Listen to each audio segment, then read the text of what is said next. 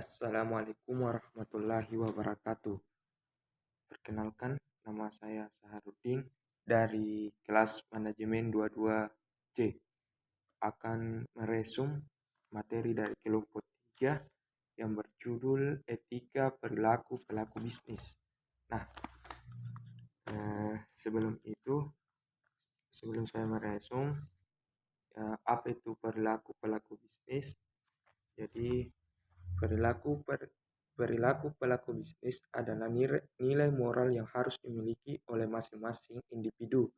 Jadi, etika perilaku pelaku bisnis adalah suatu nilai moral yang harus atau melekat pada masing-masing pebisnis atau rekan bisnis pada masing-masing individu.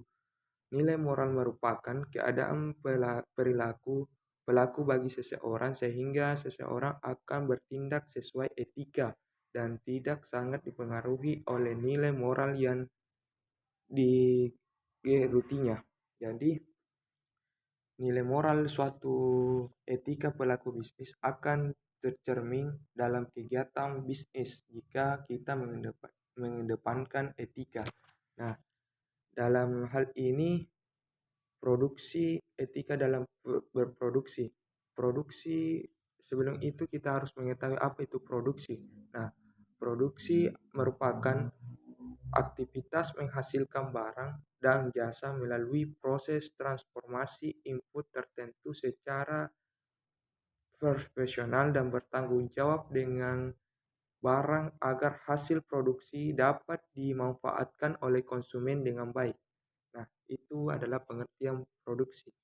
Nah, yang harus diperhatikan secara filosofis, menurut Muhammad pada tahun 2013, aktivitas produksi meliputi pertama yaitu produk apa yang dibuat, berapa kualitas produk yang dibuat, mengapa produk tersebut dibuat, di mana produk tersebut dipasarkan atau dibeli, kapan produk dibuat, siapa yang membuat, dan bagaimana produk memproduksinya.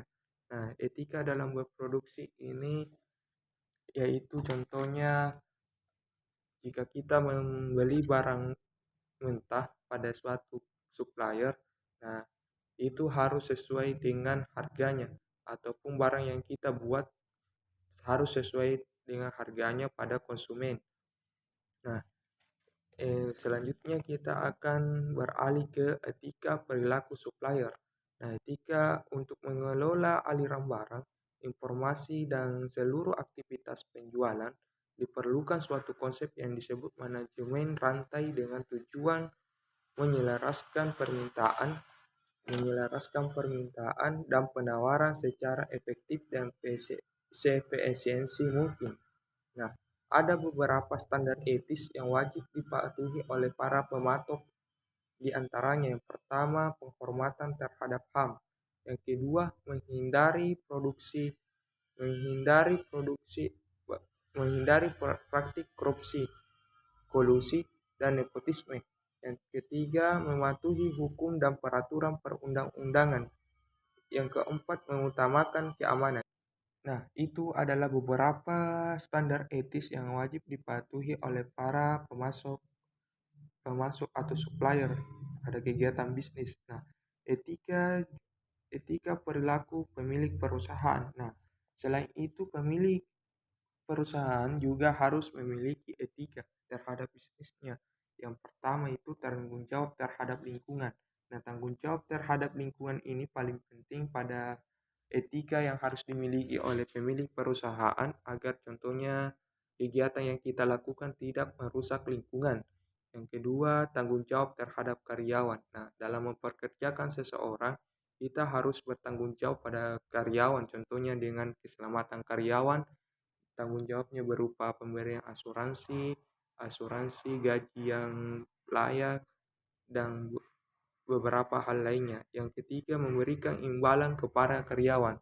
Nah, jadi ketika kita memperkerjakan suatu karyawan, kita harus memberikan gaji yang layak terhadap karyawan yang kita pekerjakan. Nah, dan harus tepat waktu karena gaji merupakan hal yang wajib dibayarkan tepat waktu pada suatu perusahaan terhadap karyawan.